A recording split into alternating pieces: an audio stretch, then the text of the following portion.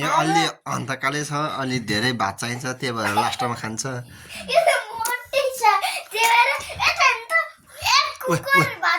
हेर त भात त पुरै कुकर त उत्तानो पारेर भात झनै झारेन। एक कुकर भात खाएर दाल पनि सिद्धिला छ छिची बजिरे। नानी मम्मीले कति खान्छ रे भात? यति धेरै खान्छ नि, छिट्टो छिट्टो खान्छ। अनि हाम्रो भाइ चाहिँ मुख बोलाएर ममको उसो खाने। यता हेर्नु त ममको बसेको कुकर पनि स्वार्यो भन्न। गाइस हाम्रो मम्मीको बसे यस्तै हुन्छ।